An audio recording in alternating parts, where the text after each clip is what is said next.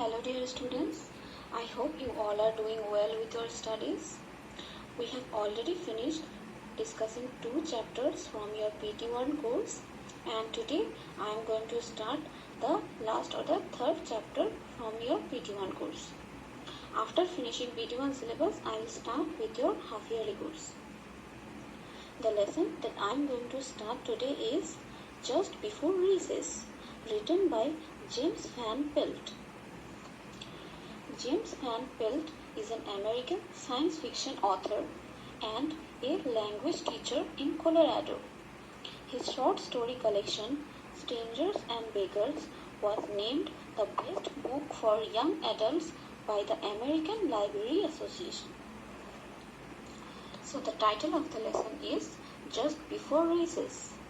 I think you all are familiar with the word recess. Recess means the break time that we get during school days for eating and playing. So the title of the lesson indicates that the story is about something that happened just before recess time. The lesson Just Before Recess is a science fiction. Science fiction means an imaginative writing based on science. So basically this story is based on the writer's imagination. This story is about a schoolboy named Parker who finds a small sun in his school desk. Parker feeds the sun some stones, twigs, his pencil, marble, etc. The sun consumed everything, whatever come near to it, and gradually it eats all his school supplies like his books, pencil box and everything.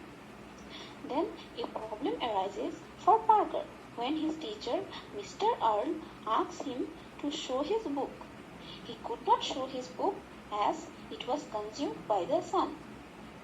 Then Parker told his teacher about the sun inside his desk and also that it has consumed everything including his book. Mr. Earl started questioning Parker and came near his desk.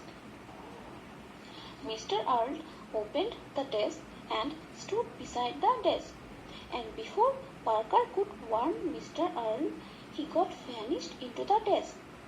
A long silence prevailed in the classroom, and the students were shocked. Then the recess bell rang and all the students ran outside to play. This is the summary of the lesson. Now let's read the chapter line by line thoroughly.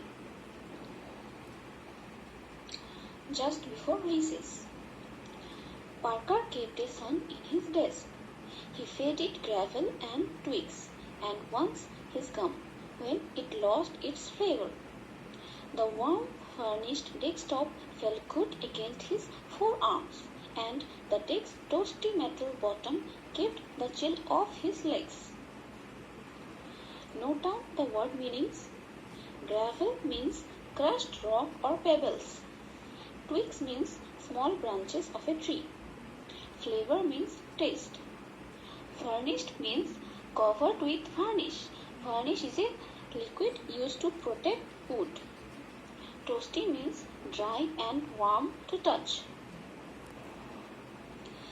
So, in the very first line, we get to know that the boy Parker kept a sun inside his school desk. There was a sun in his school desk and he used to feed it gravel and twigs and his gum once it became tasteless. The warm varnished desktop felt good against his forearms and the desk's toasty metal bottom kept the chill off his legs.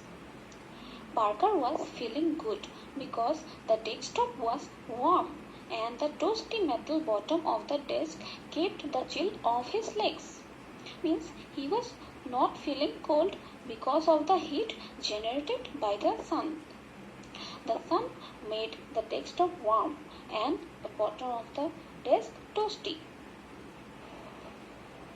Today, Mr. Earl was grading papers at the front of the class. Every once in a while glancing up at the third graders to make sure none of them were talking or passing notes or looking out of the window. Parker would quickly shift his gaze down to his textbook so Mr. Earl would not give him the glare, a sure sign that Parker's name would soon go up on the board with the other kids who had just lost their lunch privileges for the day. He could feel Mr. Earl's attention pass over him like a searchlight. Glancing up means looking briefly. Gaze means to look. Glare means to look angrily. Privileges means rights. Their teacher, that is Mr. Earl, was grading or checking the papers sitting at the front of the class, and he was glancing up or looking briefly at the third grade students to make sure that none of them were talking in the classroom or passing notes or looking out of the window. Parker would quickly shift his gaze down to his textbook so Mr. Earl would not give him the glare, a sure sign that Parker's name would soon go up on the board with the other kids who had just lost their lunch privileges for the day. Whenever Parker found that Mr. Earl was noticing him and giving him a glare, he quickly shifted his gaze down to his textbook, as Mr. Earl's glare was a sure sign that the students would lose their rights to take lunch for the day.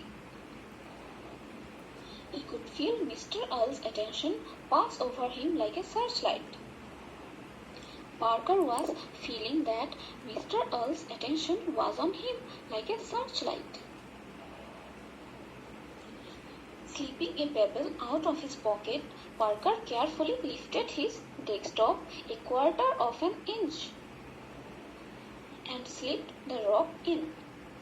It made a tiny clink when it dropped to the bottom. He leaned the desk away from him until he heard the pebble roll towards the sun, followed by the tiny hiss that meant the rock had vanished into it. The word pebble means small stone. Clink means sound. Lean means bend. Hiss means hiss is a kind of sound. Vanish means disappear or to become invisible. So, slipping a pebble out of his pocket. So, Parker took out a pebble or a stone from his pocket and carefully lifted his desktop and slipped the stone inside the desk. It made a tiny clink when it dropped to the bottom.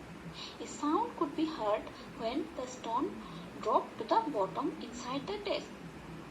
Then Parker bent the desk away from him until he heard the pebble roll towards the sun, and it was followed by the tiny hissing sound.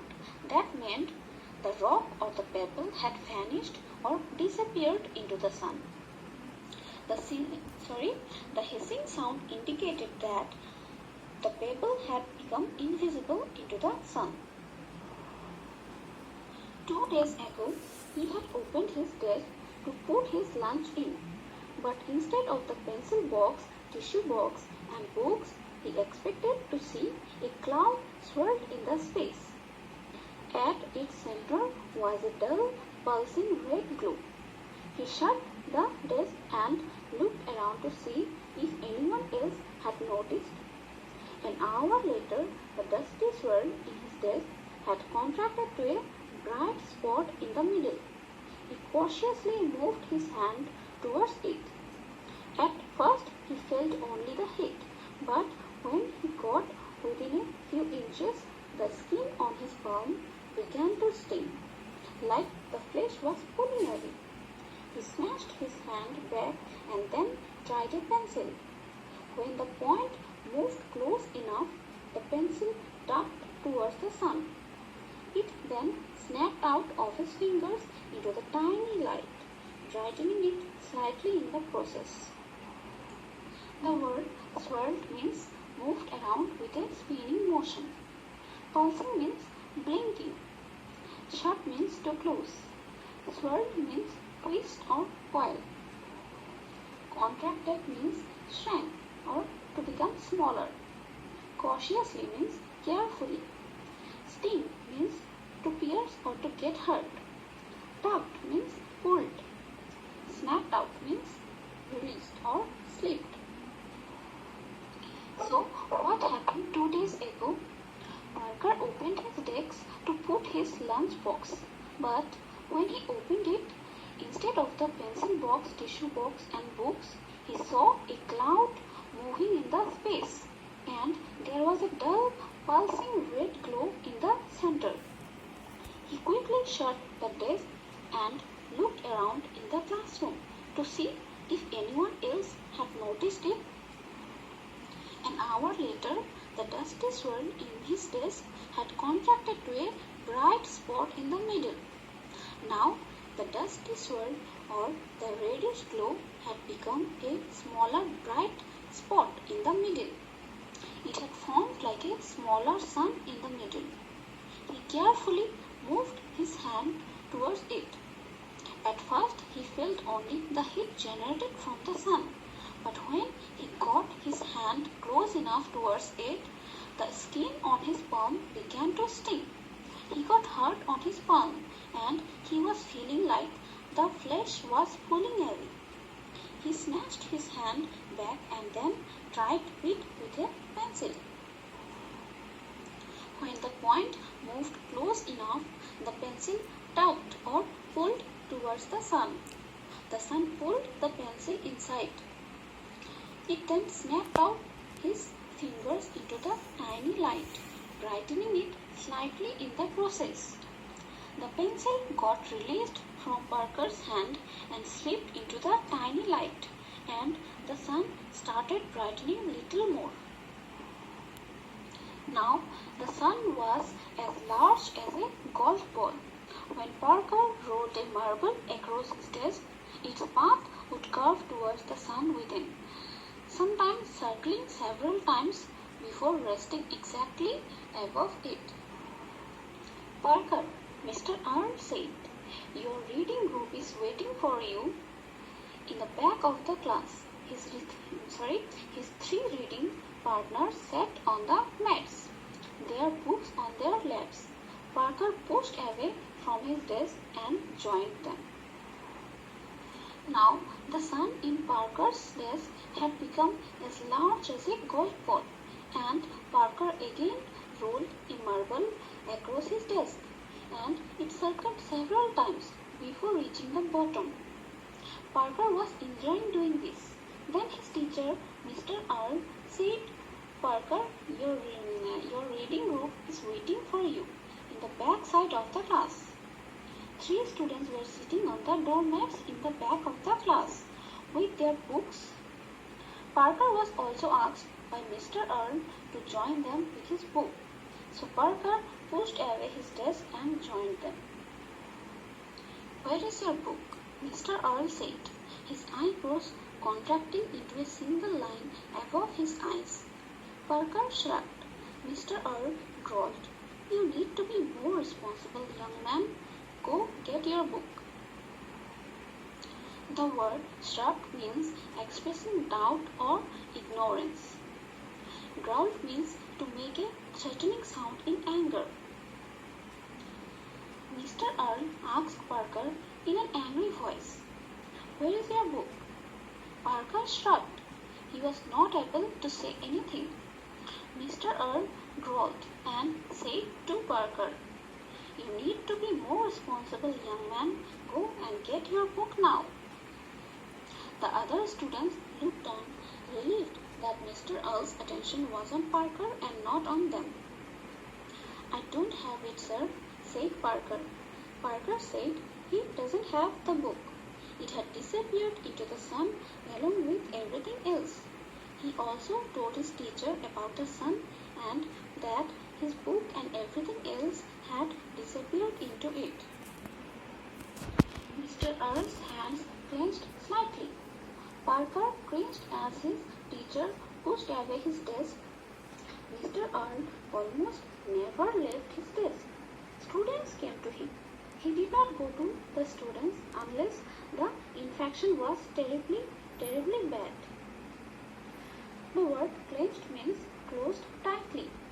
Clenched means moved back in fear. Infraction means breaking of a rule. So Parker was in fear and he moved back as his teacher pushed away his desk and was about to come near him. Generally, he never leaves his desk during the class. The students came to him. He did not go to the students unless it was a terrible infraction by the students or someone had broken a rule. Mr. Earl pushed away his desk means Parker had done something terribly wrong. So Parker was in fear. He was afraid. You, young men, are irresponsible. Remember our talk about responsibility on the first day of school? He looked at each of his students who nodded in turn. Is not your book in your desk where it belongs? No, sir, said Parker. How could he explain about the swirling dust, the pulsing red glow, the sun's pinpoint of light? Of course it is. That is where your books should always be. Everything in its place. A place for everything. Is not that right? His question sounded like an accusation. The word nodded means to move the head up and down. Pulsing means blinking. Accusation means to accuse someone as guilty of a crime or an error. So, Mr. Earl started scolding Parker. He said, "You are irresponsible. Remember our talk about responsibility on the first day of school?" He looked at each of his students and they nodded in turn. Mr. Earl asked Parker, "Is not your book in your desk where it belongs?" "No, sir," said Parker. How could he explain about the swirling dust, the pulsing red glow, the sun's pinpoint of light? Parker said no, and he was unable to explain about the pulsing red glow of the sun inside his desk. Of course it is. That is where your books should always be. Everything in its place. A place for everything. Is not that right? His question sounded like an accusation. Mr. Earl started accusing Parker. He said, "Your book should always be there in its place, and if it is not there, it's your fault only." Parker nodded. "But my book is not there, Mr. Earl." The teacher took 2 long strides and stood beside Parker's desk. Before the boy could speak, Mr. Earl threw the desktop open. For a second, he stared into it. A white glow reflected off his face. "What is this?" he said, as he reached towards the brightness. Strides means to walk with long steps. Stare means to look in a fixed manner. Parker said his book is not there in its place. Then Mr. Earl took 2 long steps towards him and stood beside Parker's desk. And before Parker could say anything, Mr. Earl opened the desktop. For a second he stared into it, and a white glow reflected off his face. He said, "What is this?" "Careful, Mr. Earl," Parker started to say, but it was too late.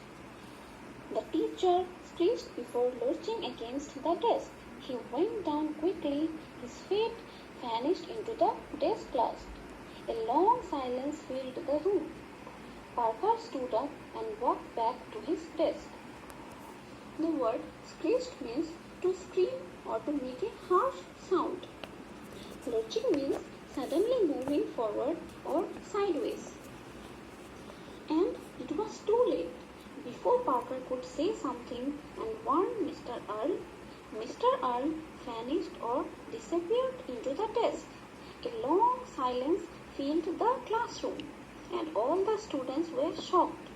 Parker stood up and walked back to his desk. The sun within had grown, its heat baking like a tiny oven. He closed the top, which snapped down hard on its down at the last moment. The other students had not moved. Parker looked at them. They looked at him. Over the intercom, a bell softly chimed. "Recess," said Parker, and they all ran outside to play. The word intercom means a system of communication by telephone or radio inside a building. Chime means sound of a bell or ring. Recess, as you all know, means break time. The sun had grown more and its heat baking like a tiny oven.